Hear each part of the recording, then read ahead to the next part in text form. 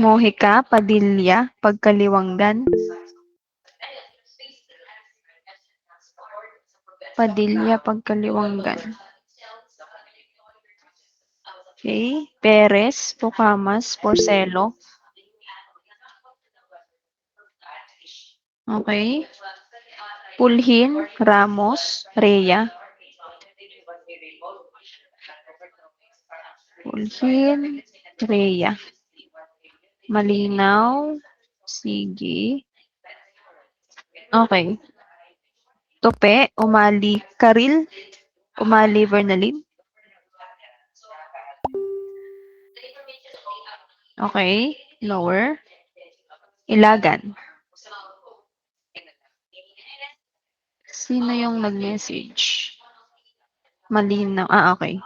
Sige. Ilagan. Ani. Sige. Del Mundo. Okay. Sige po.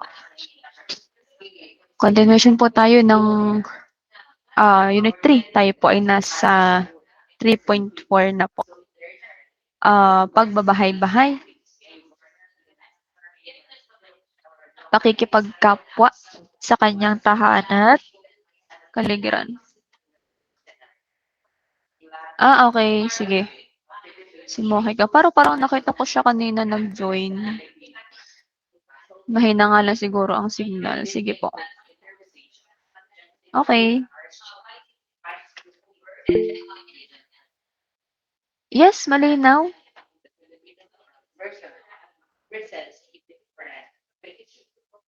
May sasabihin ba po o napindot lamang?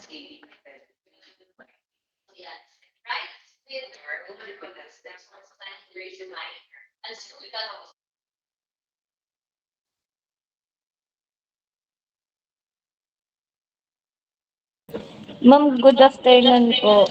Mahina lang. Okay. Sige. Bernardo, yes. May sabihin?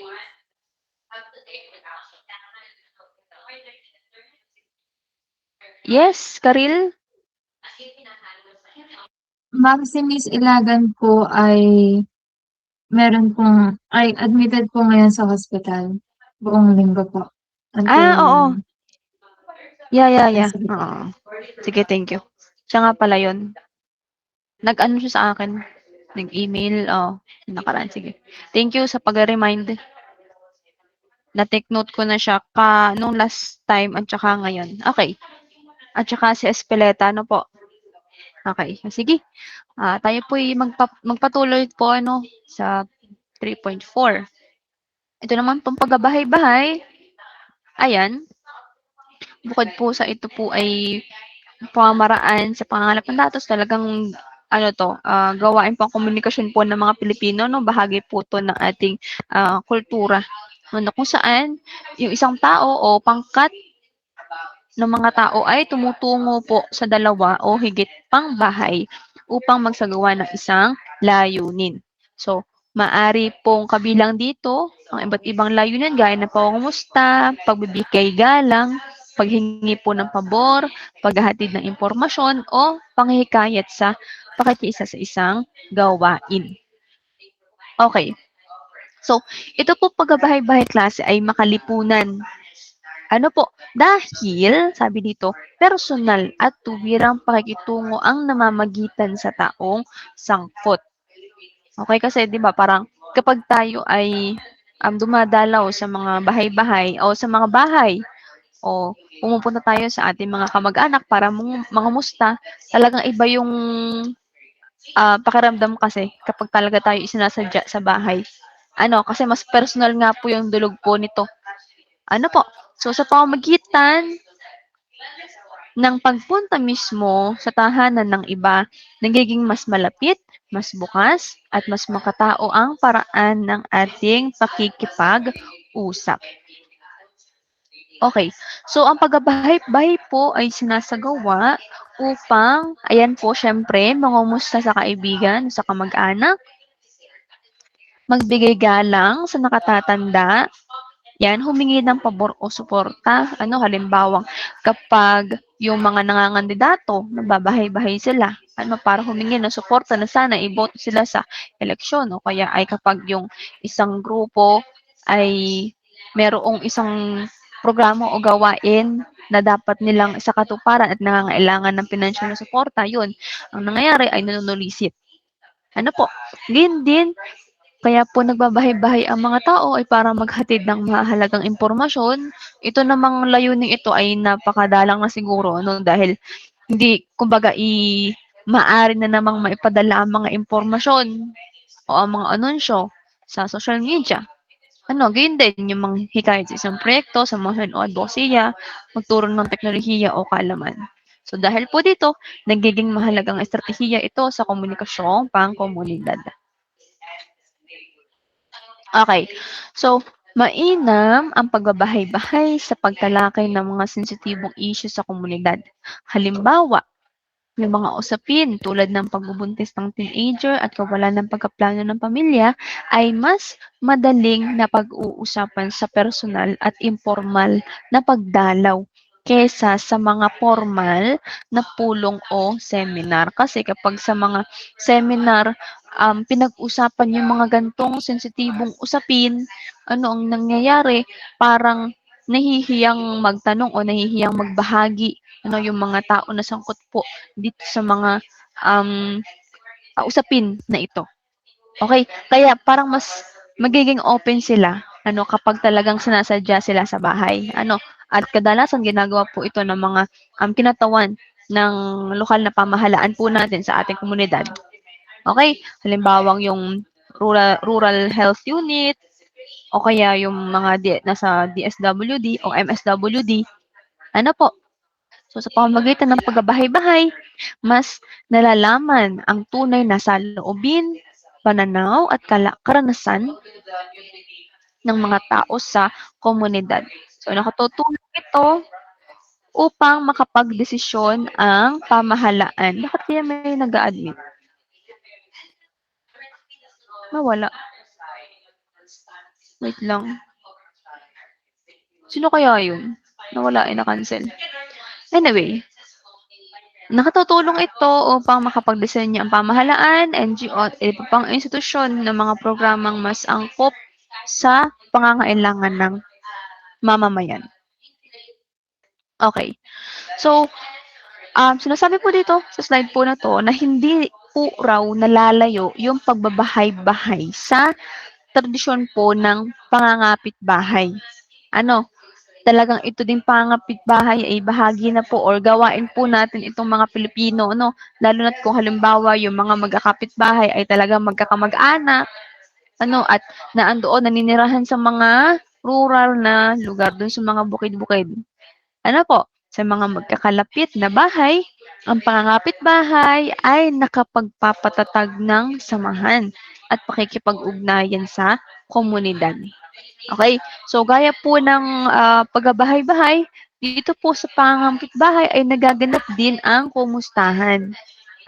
Gayon din yung usisaan sa buhay ng bawat isa, pagbabahagi ng saloobin. Ayan, kabilang din po dito yung hiraman o palitan ng mga gamit. Halimbawa, nangangailangan yung kapitbahay nyo ng isang kawa. Halimbawa ay merong handaan. Yun, makikihiram siya sa kapitbahay. Ano po?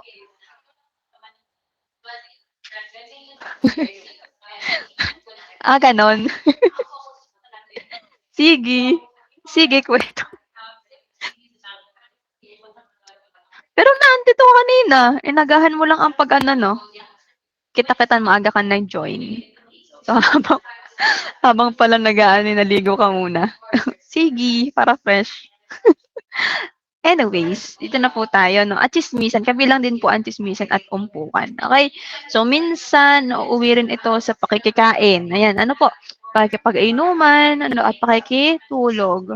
Ito yung mga gawaing ito na pakikisama po sa ating mga kapitbahay, na nagpapakita ng lapit na ugnayan sa komunidad. So, sinasabi po natin dito sa slide na magkaugnay po ang pagbahay-bahay at ang pangangapitbahay. Okay siya, sige. At least ikaw ay naingli ano? Mahulog. Okay. Yan. Sige na po. Ayan. So, bagamat may kaugnayan po ang dalawa, meron pa rin po silang pagkakaiba. Ano po, kasi ito po pangapitbahay, ito po ay natural na nangyayari o kusang nangyayari sa pang-araw-araw na buhay ng mga Pilipino. Yan, karaniwang kusang interaksyon. Samantala, yung pagbabahay-bahay po kasi ay intentional. At gawain po ito ng mga kinatawan ng pamahalaan, yung mga pribadong institusyon o NGO na may tiyak na layuning panlipunan at pangkomunidad. Okay, alamin po natin ang difference po ng dalawang yan, dahil ayan po ay kasama sa ating exam. Okay, so ito naman klase ay yung ilan sa mga halimbawa ng kultura nating mga Pilipino na kung saan ay talagang sinasagawa yung pagbabahay-bahay. Siyempre tuwing Pasko, kung saan yung mga bata o yung mga tao ay nangangaroling, bukod sa pangangaroling, dumadalaw sa kanilang mga ninong-ninang, para magbigay galang, Tapos yung mga ninong at tinang naman ay may mga ibinabahagi na mga aginaldo para po sa kanilang mga inaanak o para sa mga bata na dumadalaw po sa kanilang mga tahanan. Okay, asoge. Sige. Sunod. Bukod sa pagbabahay-bahay tuwing Pasko, ang isa pa, ito ay hindi naman din nalalayo, yung pangangaluluwa naman, magkatulad din na konsepto, nangangaluluwa, dumadalaw sa mga bahay-bahay, tapos umaawit, para, yan, ang kapalit ay munting donasyon at dasal para po sa mga namayapa. Okay. So, dito klase, sa pagbabahay-bahay, yung daloy po ng komunikasyon niya ay mabilis. Kasi karaniwan po ang layunin ng pagbabahay-bahay ay makarami ng tahanang mapupuntahan po sa isang araw. Okay? Pero hindi lahat naman ay talagang yun ang layunin. Ang gusto ng iba ay at kumbaga mas pinahahalagahan yung kalidad ng pakikipag-usap nila. Kaysa sa dami ng kanilang napupuntahan. Siguro ay um, magandang gawain yung hindi ko na kung nabanggit ko po sa inyong section pero yung isa nga po sa mga gumagawa po ng pagbabahay-bahay ay ang mga teachers. Kapag halimbawa ay mga ilan din ang mag-aaral na hindi pumapasok lalo sa public school LM or high school. Halimbawa ay ilang buwan na hindi hindi pumapasok yung isang bata. Ay yun nga, dinadalaw ng teacher, pinupuntahan sa bahay para malaman, mapag-usapan bakit ganoon ang nangyari sa bata. At doon mas personal ang usapan po ng magulang at ng guro. Ayan. At kapag mas malalim at masinsinan ng usapan sa bawat tahanan na dinadalaw, mas nagiging mabisa ang komunikasyon. Ayan. Nang sa ganitong paraan, hindi lamang impormasyon ang naihahatid, kundi nabubuo rin po ang tiwala, pag-unawa, at pakikipagkapwa. Okay. So, sa kabuuan, ang pagbabahay-bahay ay isang mahalagang gawaing pangkomunikasyon ng mga Pilipino na nagpapakita ng pagiging personal, makalipunan, at mapagmalasakit sa pakikitungo sa kapwa. So, isa po itong mabisang paraan ng paghahatid ng impormasyon, panghihikayat, at pagpapatibay ng ugnayan sa loob ng komunidad. Okay, sunod. Pulong bayan po tayo, marubdob na usapang pampamayanan. So, ito ay parang meeting, meeting sa isang community. Kung saan ang mga kalahok po dito ay ang mga mamamayan. Upang mapag-usapan ang isang mahalagang usapin na may kinalaman sa kanilang komunidad. So, karaniwan po itong isinasagawa bilang anyo ng konsultasyon, paghahanda, at sama-samang pagpapasya.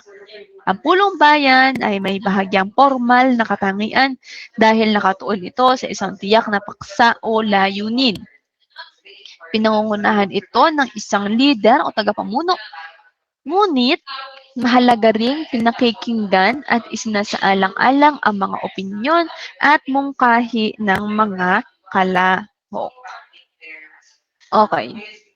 So, sinasagawa po ang pulong bayan upang siyempre matugunan po yung mga mahalagang usapin, no, mapaghandaan yung mga gawain sa komunidad. So ito po ay ginagawa ng mga, siyempre, ng mga miyembro po on mga may katungkulan sa isang bayan o sa isang barangay. Ginagawa din po ito ng mga sangguniang kabataan. Gayun din, ginagawa din po ang pulong bayan para malutas po yung mga suliranin doon sa isang lugar, kung problema man yan sa basura, o problema sa kapitbahay na kumbaga hating gabi na talaga nagbibidyo okay pa rin, talagang yun din. Suliranin din yun sa mga barangay. Ganyan din ay para talakayin yung mga programa at ipaliwanag o ipatupad ang mga batas at patakaran. Dahil dito, mahalaga ito sa maayos na pamamahala at pakikisa ng pamayanan. So, madalas po, sinasagawa ang pulong bayan kapag may programang pinaplano o isinasakatuparan, may problemang kailangang resolbahin, may pagbabagong ipatutupad sa komunidad at may mga batas o alituntuning kailangang ipaliwanag.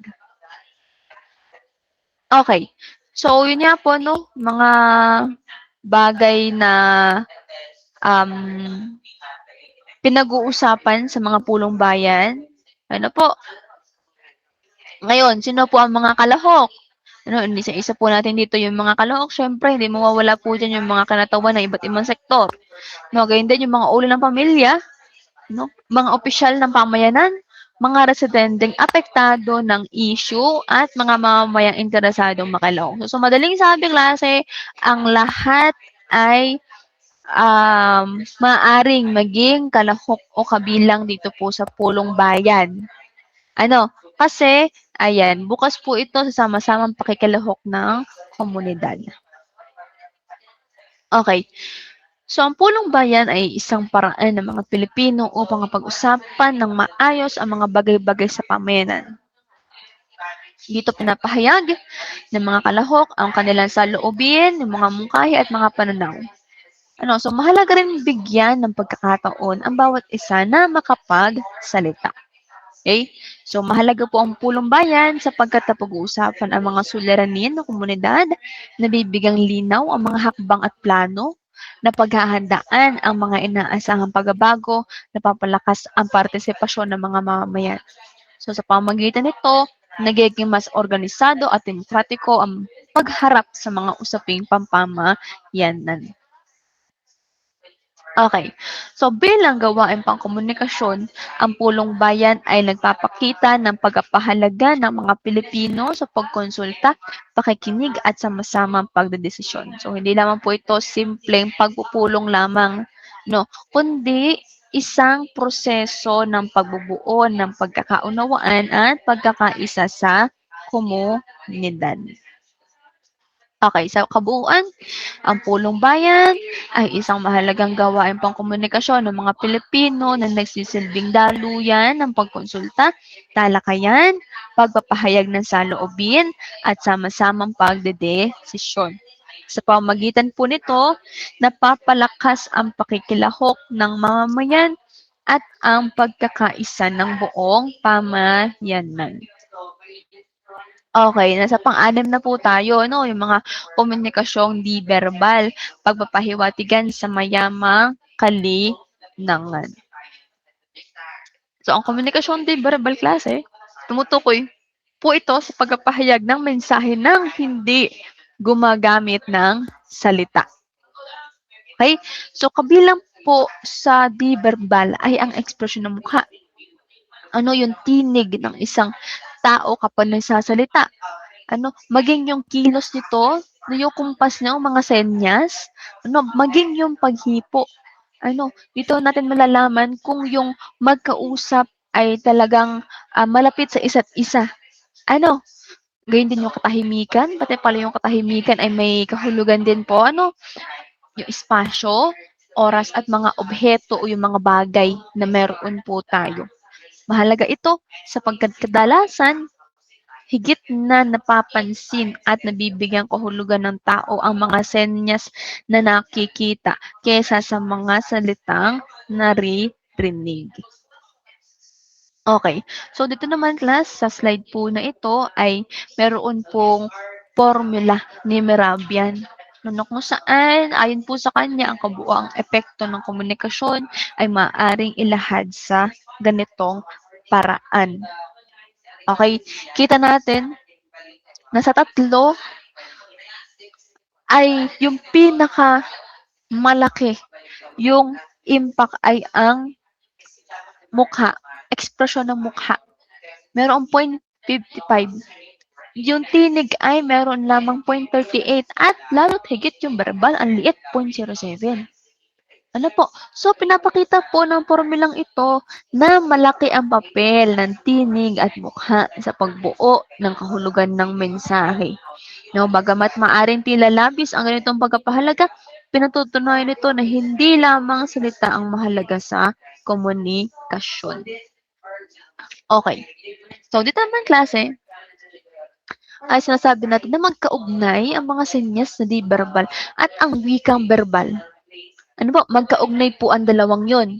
So, sa aktual po na komunikasyon, yung kilos, kumpas, ekspresyon ng mukha, at tono ng tinig ay tumutulong upang higit na luminaw, mapagtibay, o minsan ay mabago ang kahulugan ng sinasabi. Ano? So, ito po yung unang gamit ng di verbal. Ano? Kapupunuan ng verbal. So, sinasabi po na ang mga senyas, ano, o yung mga galaw natin, na di verbal syempre, ano, yun yung pumupuno, ano, sa mga komunikasyong verbal o dun sa mga sinasabi natin o pinapahayag natin.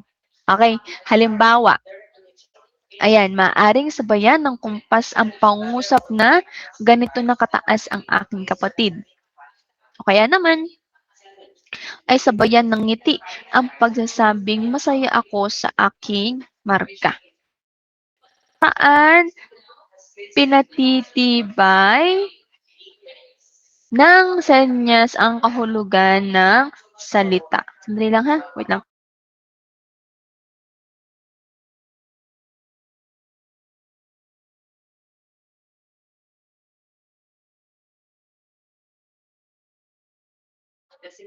Okay. So again, parang pinatitibay o talagang mas binibigyang diin ano o mas nakatutulong para mas maunawaan o maipahayag ng malinaw ano kapag gumagamit po tayo ng nonverbal communication ng mga senyas sa mga signs.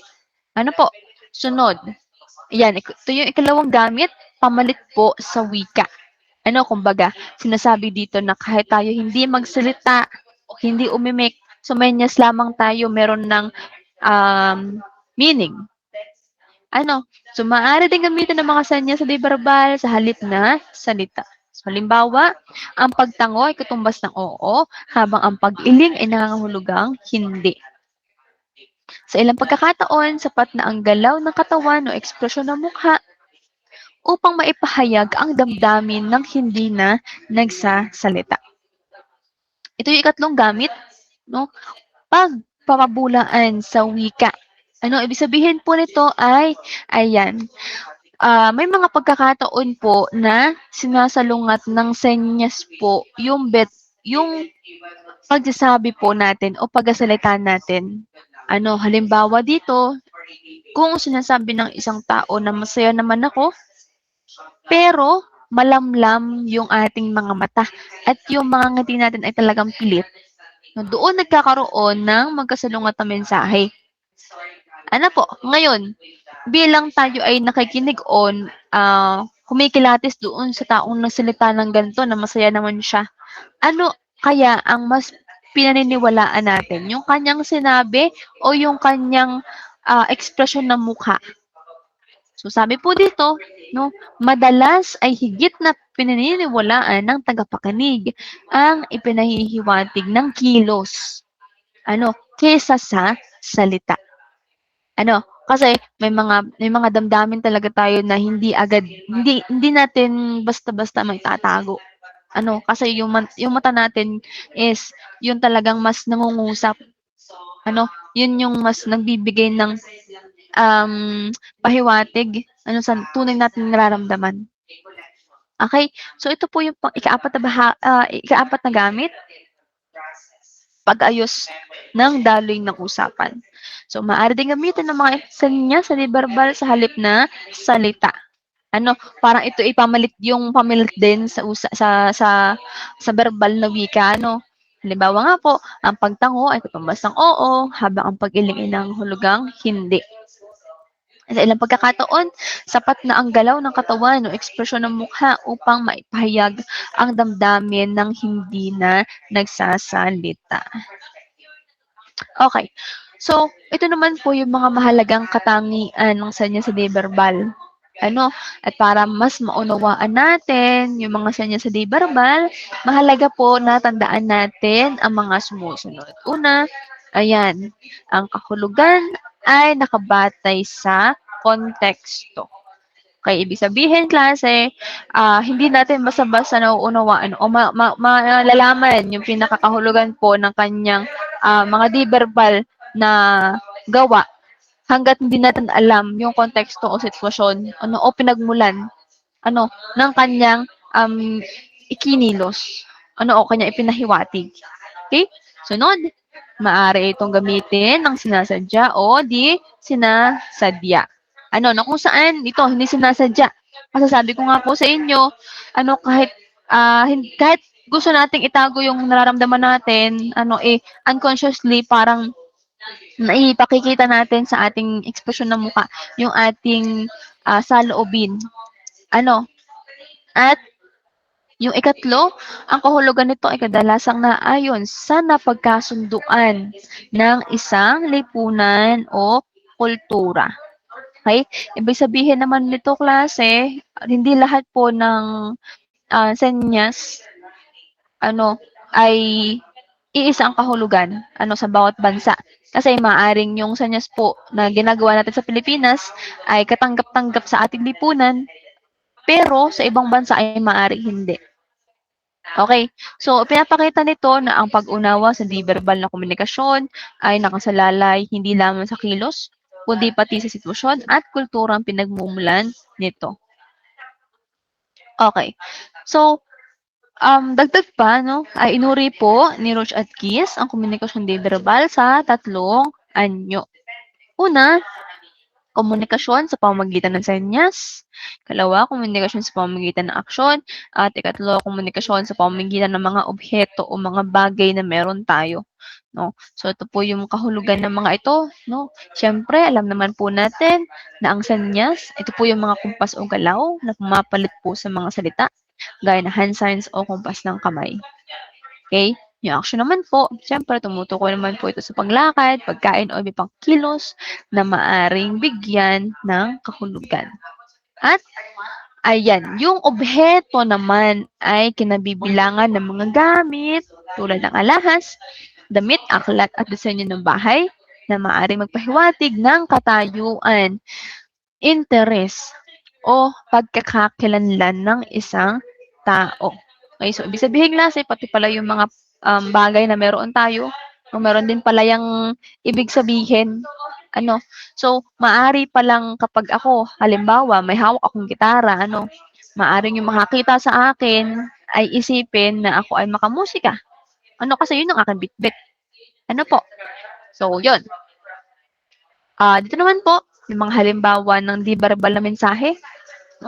Ito nga po yung mga ekspresyon ng mukha, mga pisikal na anyo, no? Yung paraan ng pagdadala sa sarili, napakahalaga din po nito, no? Lalo't higit kapag tayo ay humahanap ng trabaho, kailangan yung pagdadala natin sa ating sarili ay talagang maayos, maganda, presentable. Yun din yung paraan ng pagtingin natin sa ating kausap at yung kompas at galaw ng ating katawan.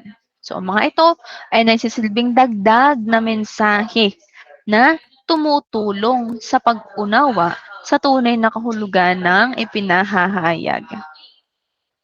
Okay. Sa kabuuan, ang komunikasyong di verbal ay isang mahalagang bahagi ng mayamang kalinangang Pilipino. Ipinakikita nito na ang komunikasyon ay hindi lamang nakasalalay sa salita, kundi maging sa kilos, sa ekspresyon, espasyo, oras, katahimikan at mga bagay na nakapaligid sa atin. So, sa wastong pag-unawa rito, nagiging mas mabisa at mas malalim ang ating pakikipag-ugnayan sa ating kapwa. Okay. Last, ito po mga ekspresyong lokal. Tanda na matingkad, masigla, at makulay na ugnay at kwentuhan. Tapos na po tayo. Huli na to, So, yung ekspresyong lokal, ito po ay mga likas at ordinaryong pakayag na ginagamit ng mga tao sa pang-araw-araw na pakikipag-usap. So, hindi laging literal na kahulugan ng mga ito. Kaya't maaring hindi agad maunawaan ng mga taong hindi bihasa sa isang partikular na wika o regional na pananalita. So, klase, yung expression lokal po ay yun yung mga sinasabi natin kapag tayo ay, halimbawa, ay nagulat o kaya ay tayo natuwa, sobrang pagkatuwa o kapag tayo ay nadismaya, nagalit, naiyamot, yan. May mga expression po tayo na nababanggit. At iba-iba po yun sa bawat lalawigan. Depende kung ano yung ginagamit po sa bawat lugar. Okay? So, dahil po dito, nagiging mahalagang tanda ang mga ekspresyon lokal ng natatanging pagkakakilanlan ng isang pamayanan. Okay. So, ito po yung kahalagahan ng mga ekspresyon lokal po. Una, ayan, nagpapahayag ang mga ito ng damdamin at saloobin. Nagpapakulay sa usapan at kwentuhan. Gayun din, nagpapakita ng pagkakakilanlang pangkultura. At nagbibigay ng kaibahan sa isang wika mula sa iba. Sa madaling sabi, ang mga ito ay buhay na bahagi ng kultura at komunikasyon ng mga Pilipino. Okay. So, ito po yung karaniwan na ginagamit po ng mga tao, o nating pong mga Pilipino sa usapan. Ito po yung mga halimbawa ng ekspresyong lokal. Okay. So, ang mga ekspresyong ito ay nagpapakita ng kasiglahan at pagiging mapagpahiwatig ng wikang ginagamit sa pang-araw-araw. Okay? So, gaya nga po na nabanggit na po kanina sa nakaraang slide, ito pong mga ekspresyong ito ay hindi literal po ang meaning. Kaya lamang po natin yung nasasabi dahil sa ating bugso ng damdamin. Po? Okay.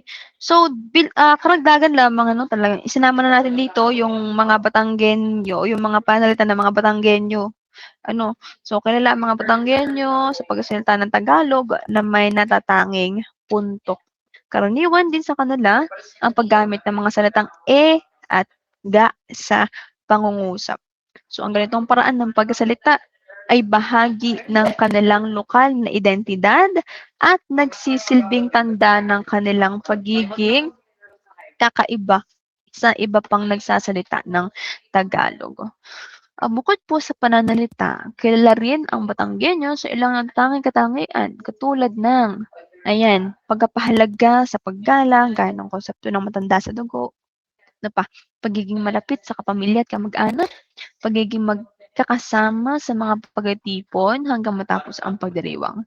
So, pinapakita nito na ang kanilang wika at mga ekspresyon ay nakaugat sa kanilang paraan ng pamumuhay at pakikipagkapwa.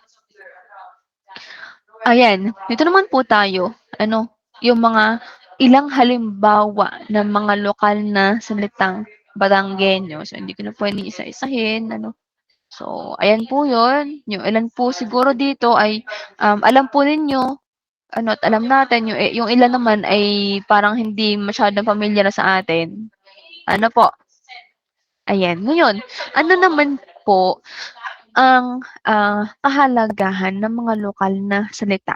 Ano, bagamat hindi po ito mga ekspresyon, pero mga lokal na salita at may kahalagahan din po ito. Ano, dahil sumasalamin po ang mga ito sa kultura at karanasan ng mga tao. Sunod, nagdadala ang mga ito ng kakaibang kulay sa komunikasyon. Nagpapakita ang mga ito ng pagiging malikhain ng wika. Nagpapatibay ang mga ito ng pagkakakilanlang rehiyonal. So dahil po dito, ang ekspresyong lokal ay hindi lamang pananalita, kundi bahagi rin ng pamana ng kultura. Ayan. So, sa kabuuan, ang mga ekspresyon lokal ay mahalagang bahagi ng komunikasyong Pilipino. Sa mga salita, parirala at lokal na katawagan na ipakikita ang kasaysayan, identidad at kultura ng isang lugar. Dahil dito, mahalagang kilalanin at pahalagahan ang mga ito bilang buhay na bahagi ng ating wika at pagkakakilanlan. Ayan, maraming salamat po. At ito na yung huling bahagi po ng ating Unit 3 at huling bahagi po ng ating midterms. Yon, nakatapos po tayo ng maaga. Ano, maaga tayo nakatapos dahil nagsimula po tayo nag-utay po tayo na nakaraan. Okay?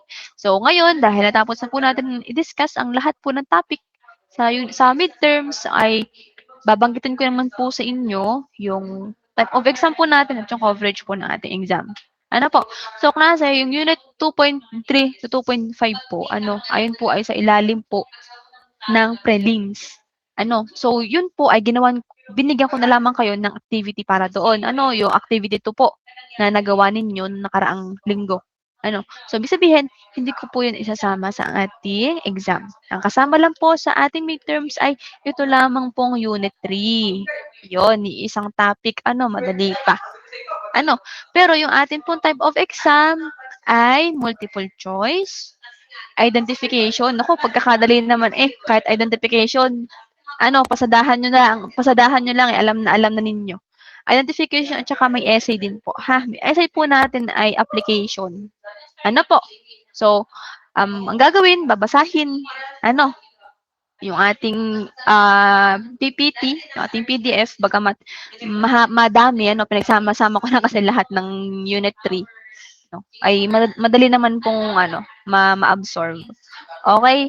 So, parang sabi ng ibang section ay wala pa ata kayong schedule na ibinababa sa inyo.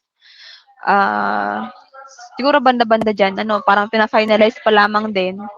Pero, uulitin ko na rin po sa ating GC yung type of exam po natin bukas na para sabay-sabay. Para kahit yung wala po dito sa ating klase ay alam din po nila yung ating magiging exam. Okay? So, kung may tanong po ay taas ang kamay. Kung wala pong tanong ay thumbs up po tayo. Okay, sige. Mukhang wala po tayong katanungan. Ako ay mag-screenshot. So, yun. Dito ko na po tinatapos ang ating klase. Maraming salamat. Nawa po ay may natutuhan po tayo ngayong araw at good luck po sa inyo pong midterms. Maraming salamat po at maaari na po tayo mag-leave. Thank you po.